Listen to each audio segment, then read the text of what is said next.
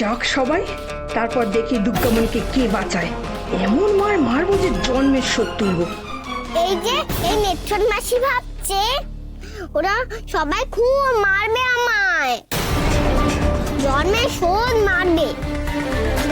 আর মালিক দাদু ভাবছে দুর্গামণিকে দেখিয়ে অনেক অনেক টাকা হাতাবো।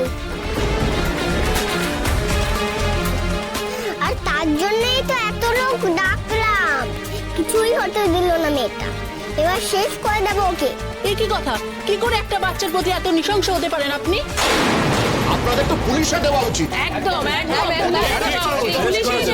দেওয়া উচিত। আরে আপনারা বোঝার চেষ্টা করুন, এরা আমার কাছে সন্তান সম।